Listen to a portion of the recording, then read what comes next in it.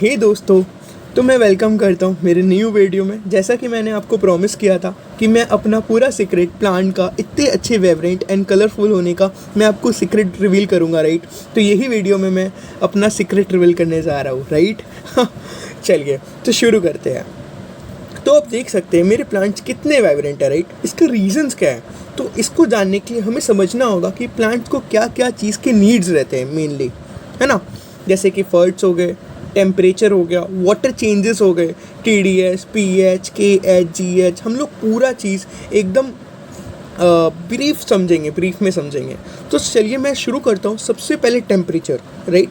अगर टेम्परेचर आपका ऑप्टिमम या उसके हिसाब से नहीं रहेगा तो आपके प्लांट्स तो मेल्ट हो जाएंगे, जैसे कि हम सबके साथ होता है। क्योंकि हम लोग सब कुछ मेंटेन कर पाते हैं, लास्ट में टेम्परेचर ही मेंटेन नहीं होता है हमसे, राइट। तो मैं टेम्परेचर जो अपने टैंक कर रख रहा हूँ अभी 22 degree Celsius to 26 to 27 degree Celsius तक है। जो मेरा टेम्परेचर में जो lowest possible and highest possible है उसमें मेरा ज़्यादा का फ़र्क नहीं है, राइट। लाइक 4 to 5 का ही फ़र्क है।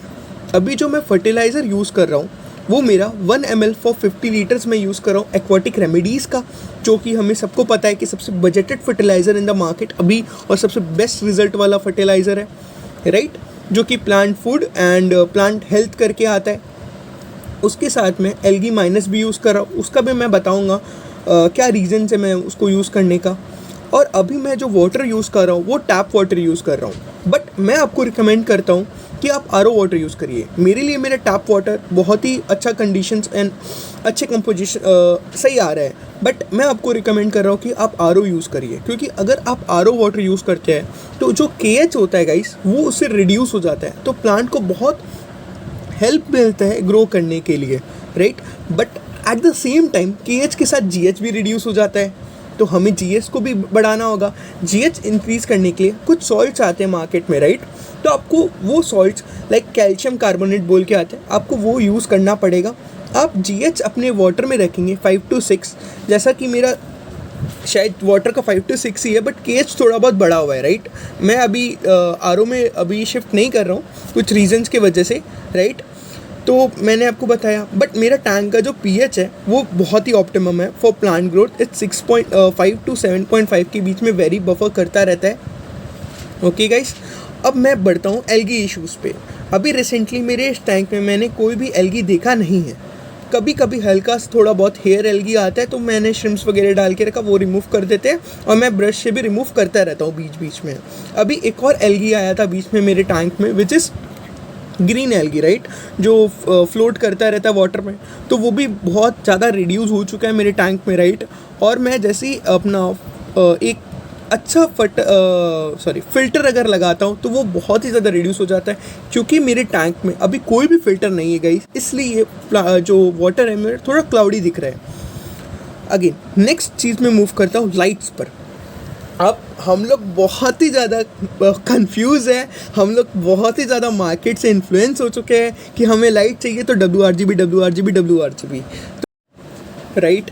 तो अभी मैं बताने वाला हूँ कि आपको इतने अच्छे प्लांट का हेल्थ करने के लिए, ग्रोथ करने के लिए WRGB चाहिए नहीं गाइस, राइट। आप एक वाइट लाइट से जो बहुत ही अच्छा लाइट, जैसे सोबो का मैं यूज़ कर रहा हूँ 580 कॉप एंड 780 कॉप, राइट। तो आप वो यूज़ करिए, उससे भी बहुत अच्छा प्लांट ग्रोथ आएगा, राइट।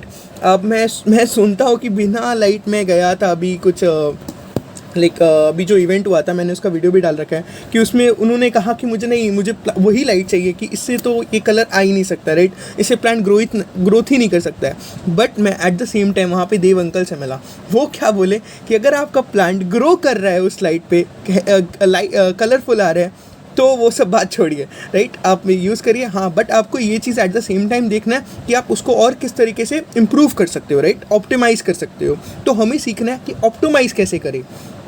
नॉलेज नहीं ना बात है, हाँ, वो जो बाकी सब जो कॉस्टली लाइट्स रहते हैं, राइट, वो तो एकदम ऑप्टिमम ग्रोथ करवाते ही है। तो ये भी लाइट जो है वो भी अच्छा खासा ग्रोथ करवा लेते हैं। अब उस पर डिपेंड करता है, आप पे डिपेंड करता है कि आप उस चीज़ को किस तरीके से यूज़ करें, राइट।